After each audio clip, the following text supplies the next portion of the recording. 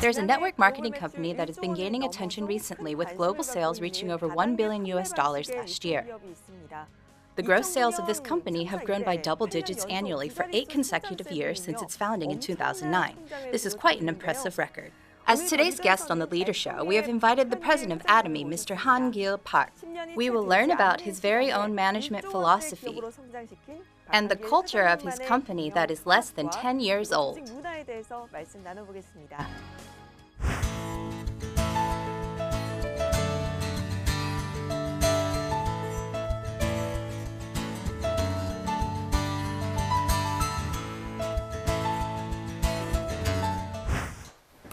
We welcome President Han-gil Park of Atomy to our show. Hello. Hello, it's nice to meet you. I briefly mentioned in the opening that your company has achieved over $1 billion in annual gross sales. So I would assume the company would be fairly well known by now. But I think there are still many people who are not familiar with Atomy. Could you please give us a brief introduction of Atomy? Atomy is a direct selling company that distributes over 200 products, including health supplements, skincare products, cosmetics, and household essentials. Although many people have heard of the company, still, it's not yet widely known. One of the reasons for this is because of our sales through a membership system. Only members are able to purchase and use our quality products at affordable prices, and if members are satisfied with the products, they introduce them to others. Because of this system, if you have not been introduced yet, you may not have heard of Atomy. We have over 3 million registered members in Korea alone, and about 1.5 million members abroad. Our sales last year reached a total of $1.1 billion worldwide. Exceeding the billion-dollar mark in global sales and with a presence in the international market as well, Atomy should be considered by all to be a highly successful company. But there are still some negative perceptions out there towards network marketing companies in general. Is there a specific reason why you chose the network marketing model for your company? Yes. I am very much aware that people do not always have a positive view of network marketing. And at the very beginning, even my wife tried to talk me out of it, asking, "Why network marketing?" However, I had my own strong convictions about the network marketing model. If you look at the fundamental principles of network marketing, it is about acquiring quality products that I need at good prices, and after using those products and seeing the value in them, I would then introduce those products to other people around me. And if those people like the products, they will pass them on yet to other people, resulting in a kind of chain effect of purchasing and introducing. In this way, network marketing has the potential to be a very successful model in the distribution industry, creating many loyal consumer groups. So theoretically, there is no problem with this model. But if network marketing still has a bad reputation, it's because of scams in the past, such as pyramid schemes, which are something completely different from network marketing. Those involved in these illicit activities have deceived many innocent people. And when news of these illegal scams ends up going public, they are often collectively referred to as network marketing sales. Therefore, many people have this negative perception of network marketing since they mistakenly relate it to those illegal pyramid schemes. All network marketing companies are cons. People think network marketing and pyramid schemes are all the same and that they are both fraudulent and deceitful. This is untrue. And this is why the negative image of network marketing companies persists. Another reason for this negative perception is that even though it is perfectly legal, many network marketing companies tend to excessively mark up their products. People think that this is because the price includes the sales allowance paid to the members. In any case, expensive products can be quite a burden on consumers. So some network marketing companies are often reproached for overpricing their products and burdening their members, which is also an influencing factor that's contributed to the negative image of the network marketing industry. But if you simply follow the fundamental principles of network marketing, it can provide a valuable marketing channel for the manufacturers, as well as an effective way for consumers to acquire quality products at good prices. I had confidence that we could create such a healthy distribution channel. So I specifically chose the network marketing model to test out and prove my ideas. Fortunately, those who have used our Atomy products can attest to the product's quality and affordability. Just as I had intended, from the very beginning. I believe this is the reason that Atomy has been able to grow steadily to this day. It sounds like you built the company on the belief that as long as you sell great quality products at affordable prices and keep to the principles of network marketing, you will have high success as a distribution company. After looking at some data, I see that Atomy has grown by double digits every year for the past 8 years since its founding. What would you say is the secret behind such a rapid growth? I don't think there's really any special secret. We are simply staying true to the principles of distribution. Even though it seems like the world is a complicated place, I think the principles that govern it are really fairly simple. I believe that selling high-quality products at good prices is the key to distribution. At Atomy, we therefore begin by selecting absolutely high-quality products. We call this absolute quality. And we sell this quality at a price that no one can match. We call this absolute price. So you can say that the secret is establishing the principle, selling absolutely high-quality products at an absolutely good price, and sticking to this principle to the utmost. As you mentioned, the key to distribution is selling good products at a good price. It seems to me that consumers' trust is the most important factor. Yes, that's right. As you've just mentioned, the secret to Atomy's rapid growth is the consumer's faith in your quality products. And during the company introduction earlier, you also mentioned that Atomy distributes a wide variety of products from household essentials to home goods and even skincare and cosmetics. Among these, if there are any products in particular that have helped lead Atomy to rapid success, could you briefly introduce them? One of the top-selling products at our company right now is Hemohim. And another is the Absolute Skincare line.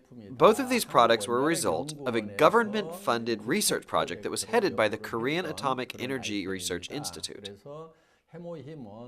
The sales of Hemohim exceeded $150 million last year, and the Absolute Skincare line brings in over $100 million in sales every year. These are our two main leading products. In addition, Atomy's toothbrush and toothpaste are also very popular products. Our toothbrushes are said to be sold at a rate of almost one toothbrush per second. We sold about 27 million toothbrushes last year. And as for our toothpaste, we have sold about 100 million tubes of them to date. $150 million a year and over 100 million sold. These are outstanding figures. I actually did some research on Atomy for this show. And one thing that stood out to me was how Atomy focuses on a win-win relationship with its partnering companies. What kind of efforts have you been making to cooperate and grow together with your business partners? We adhere to a principle that we have established since our founding, which is a one product, one partner principle. This principle means that we only partner with one company per product.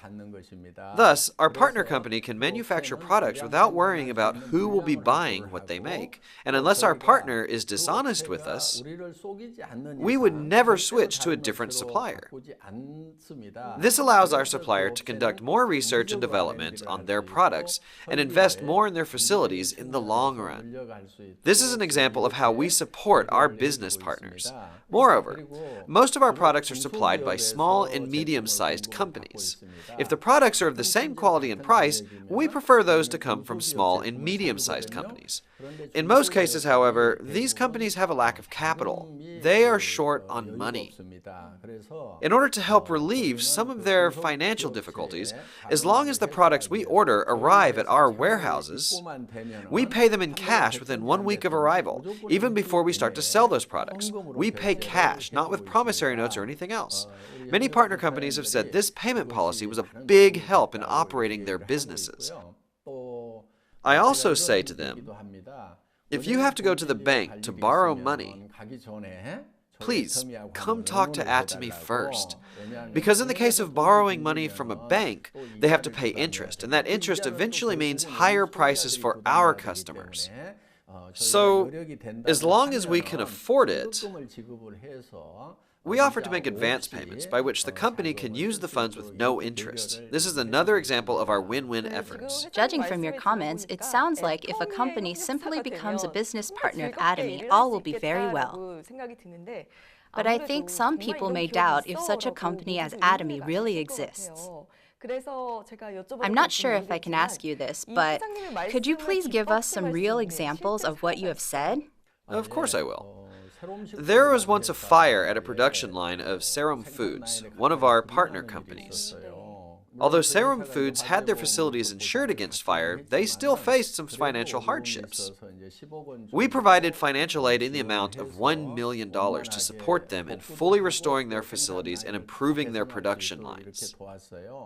저희가 화재를 당한 적이 있었습니다. 애터미의 지원을 받아서 바로 신축 공사를 시작할 수가 있었고 약 30%의 생산성이 향상된 시설로 마무리할 수가 있었습니다. As a token of their thanks, they increased the volume of each ramen bag by 17% without us even asking them to. As a result, our customers could enjoy more for their money. There is also a company called Colmar B&H. When they first partnered with us, they were a small research company of only about 3 or 4 employees. But now, it has grown enough to be listed in the Kosdaq and has a corporate value estimated to be worth $1 billion. In fact, most of the small and medium-sized companies that have partnered with Atomy have grown by 5 or even 10-fold. Their management indices clearly show that they have become very stable companies, both financially and in size. As an entrepreneur, I regard such an outcome as very meaningful and rewarding. After hearing about these real cases of how companies have experienced success after partnering with Atomy, I have more and more confidence in Atomy's management philosophy.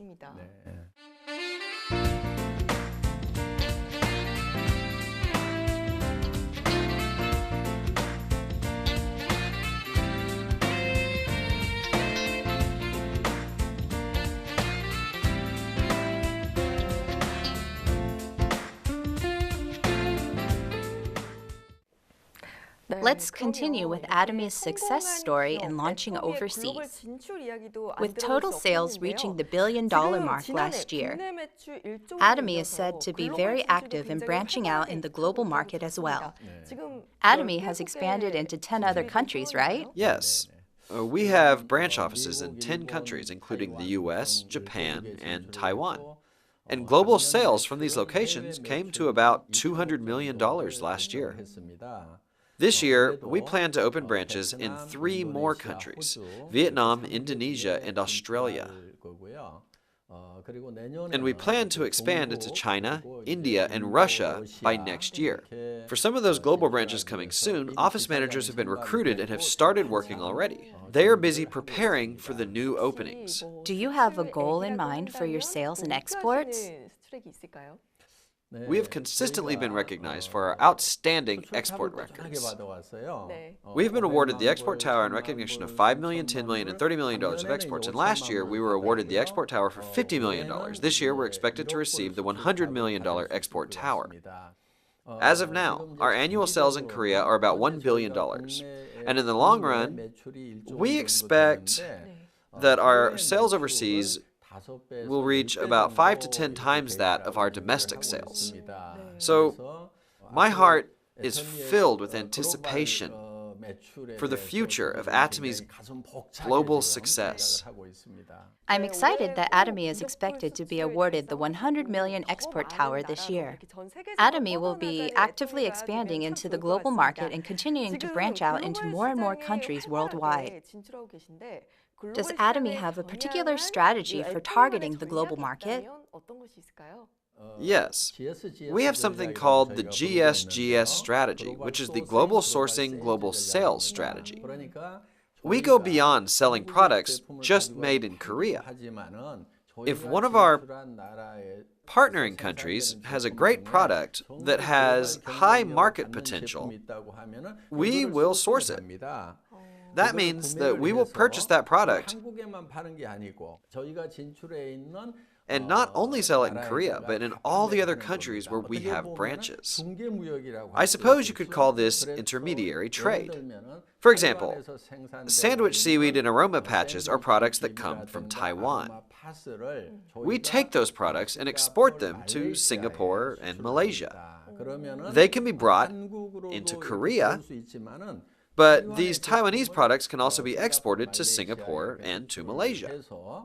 I see. So that's how you expanded globally. Yes, this GSGS strategy not only helps Taiwan, but people in Singapore and in Malaysia also benefit from enjoying high-quality products at an affordable price. For another example, we purchase pepper that is produced in Cambodia, and we sell it in Korea, as well as in the 10 other countries where Atomy is located. Therefore, from all kinds of products worldwide, we hand-pick and source those that have a competitive edge in quality and price. In other words, we source only products that meet absolute quality, absolute price standards, and we sell those products to other countries. That's why we call it global sourcing, global sales. Our dream is for Atomy to become a worldwide hub of distribution. This is my vision for Atomy.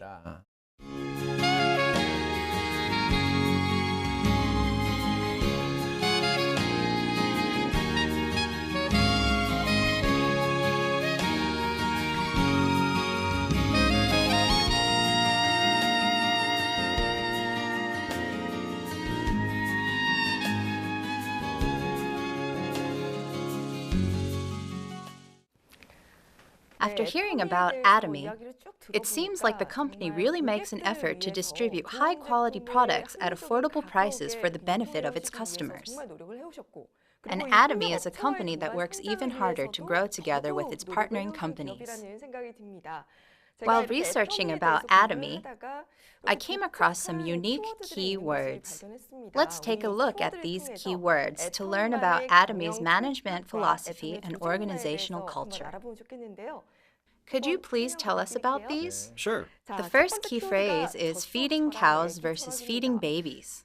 I don't really understand what this means. This is what we refer to as the kind of mindset we should have toward our customers. In our company, we have a set of management goals, and the first one is customer success. This means that Atomy does not consider the customers to be a means of success for the company. Rather, the focus is on the customers themselves. We use the phrase feeding cows versus feeding babies to explain this in simple terms. The reason a farmer takes good care of a cow is not for the benefit of the cow itself, but for the purpose of getting milk from the cow. I doubt if there's a farmer who would take good care of a cow if it's not producing any milk. Right? But when a mother takes care of her baby, she's not trying to gain anything from the baby. The baby itself is the goal. We strive for an attitude like a mother feeding her baby, not like a farmer feeding a cow just to get milk. Just like a mother focuses on her baby, we want to focus on our customers as the ultimate goal. The first part of our company motto is cherish the spirit. We never think of people as a means to an end, but rather the end goal itself.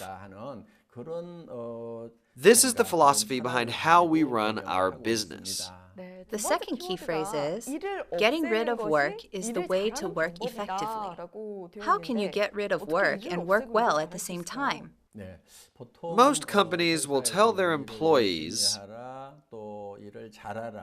to work hard and to work well. However, I do not tell my employees to work harder or to become better at their job. I tell them to eliminate work if at all possible. I believe that getting rid of work is the best way to work effectively. As an example, people used to attach the backs of smartphones with screws. But later, They came out with plastic covers for the back that just snapped into place without using any screws at all. They got rid of the work of putting in the screws. So who is the better worker? Someone who is really good at putting in the screws, or the person who has eliminated that step altogether? If you ask me, it's the person who got rid of that step. So I challenge my employees to find ways to eliminate unnecessary work, instead of working hard on something that is repetitive or overlapping with something else. Some people who don't really understand this will often ask, but won't I be kicked out of the company if there's no work left to do? I get this question a lot. But here's an example. In the past, it was very hard to do laundry. Women used to have to wash their family's clothes by hand. But now there are washing machines in your house, so the chore of washing clothes by hand has been eliminated. You just throw your clothes in the washer, and the laundry is done with just a press of a button. Does that mean the homemaker should be kicked out of her house? I don't think so. Of course not. In the same way, we never fire our employees. After loading the washing machine, the homemaker can do a number of other things, such as read a book, do something creative, or simply enjoy having some free time. Just like this, my real intent is for our employees to automate their work and do something for the future, such as take part in something creative, something for personal development, or something that just makes them happy. This is what I mean by getting rid of work. From what you're saying, you will never fire your employees, right? But won't the employees just sit around and not get anything done? When people are hired as full-time employees of Atomy, we give them job security until the day they retire. After telling them that I would never fire anyone, even if they didn't do any work at all, a lot of people asked, well, what happens if everyone really just sits around all day playing, just not doing any work? But I believe that people inherently like to work more than they like to play. Of course, there are people who say work is difficult and that they don't like it. But there is a reason behind that. It's because those employees don't have the power to make their own choices and have to follow orders that are assigned from above. They don't like to work because they have to work like a machine in some ways. But if employees are given the power to make their own decisions, they may agree with me that there is nothing more fun than working. That's why if someone joins our company, we don't give them a job description filled with tasks. Instead, we just leave them alone for a little while. I believe it's much more effective for the employees to find work to do on their own initiative and decide to take on specific tasks for themselves. Work shouldn't be something that you dread. I think work should be more fun than play. There is actually something that I'm most curious about. I've heard that employees who play all day also have a role. What kind of role do they play? When managing a company, there is a common practice of firing the bottom 5 to 10% of your workforce every year. This is a management practice from the United States. If you do this, it has the effect of making the employees work really hard, so they're not the ones who get fired. But there's a problem with doing things this way. There's a tendency for employees to not cooperate with each other, since it comes down to either you or your coworker being fired.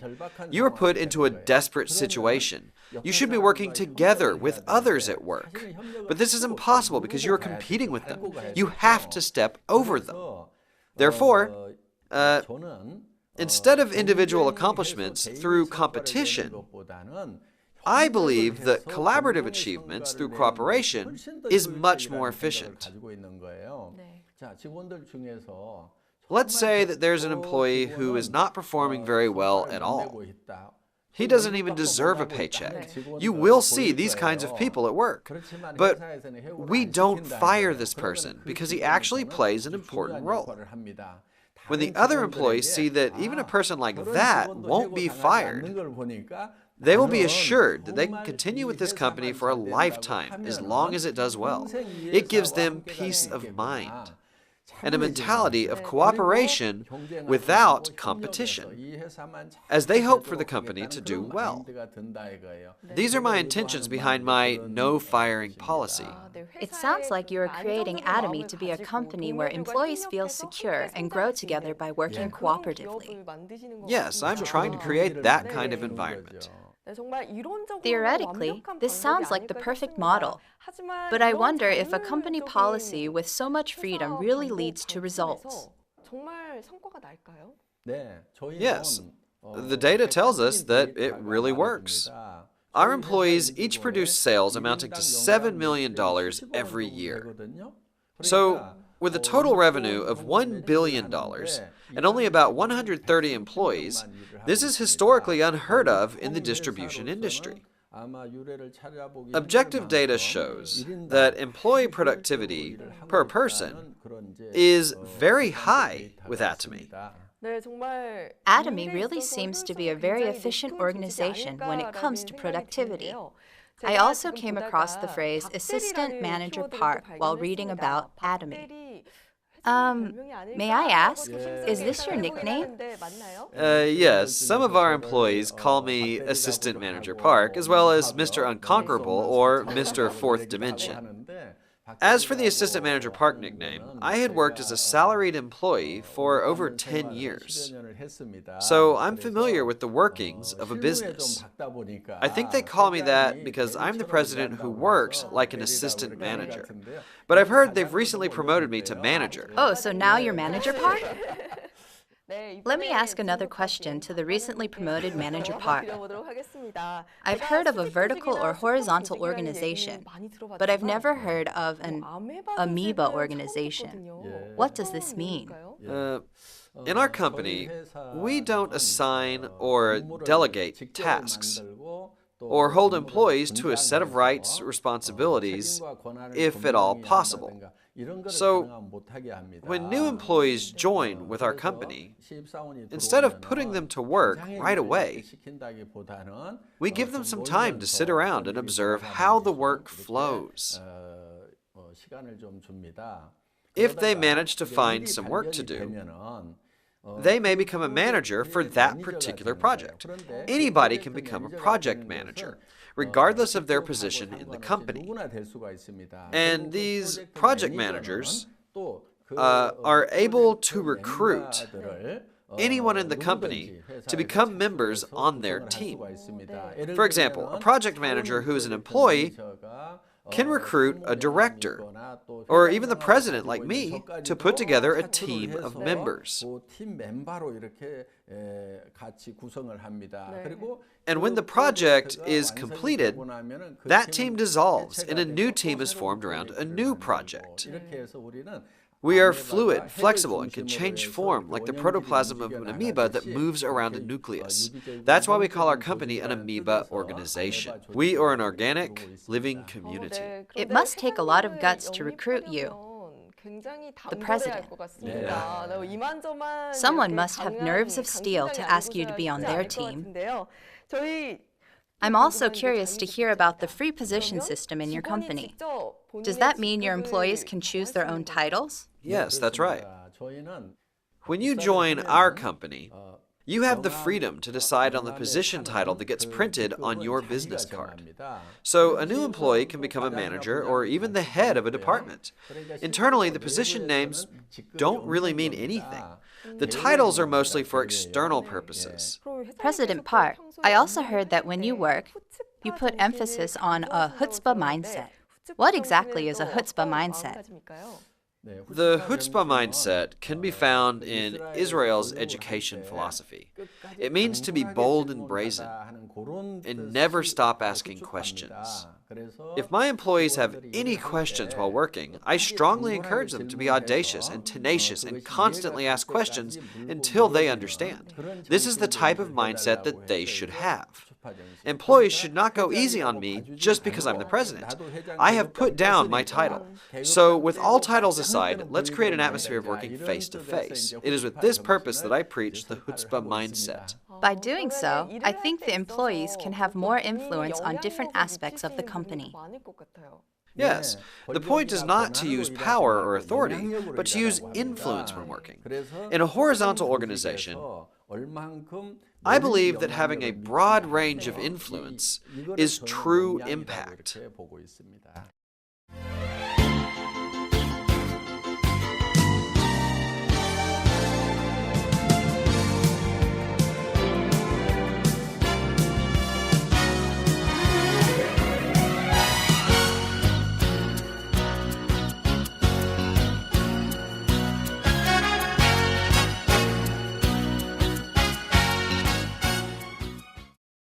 So far, we have found out about President Han-gil Park's management philosophy and the culture of Atomy through various keywords. I heard that Atomy is building a new office building, and the concept of this building is offices within a gym.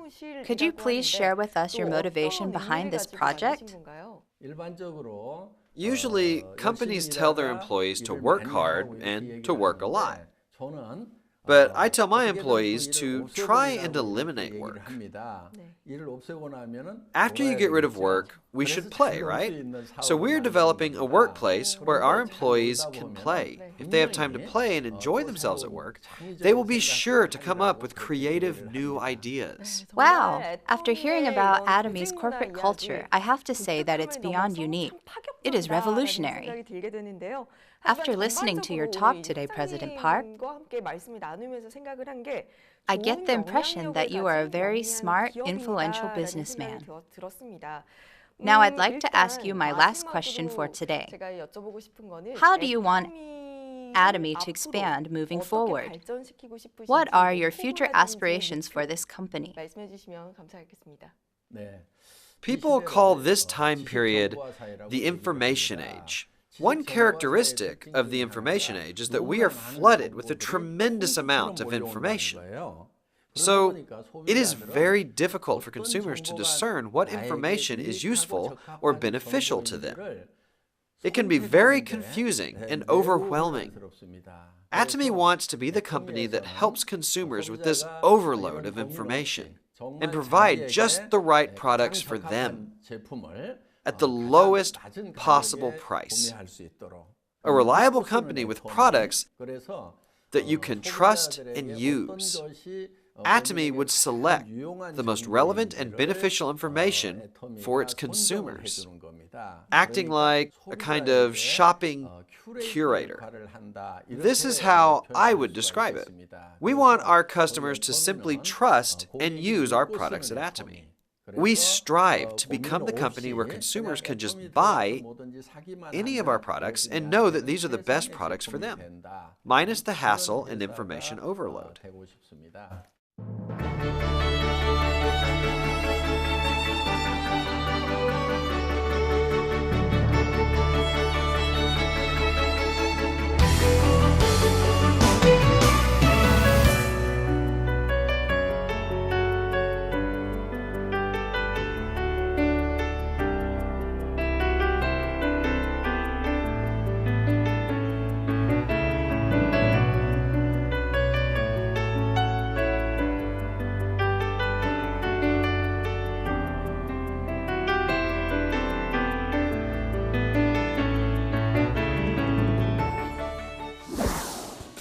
We had President Han-gil Park of Atomy on the show today. We were able to hear about his management philosophy and company's goals from a different perspective.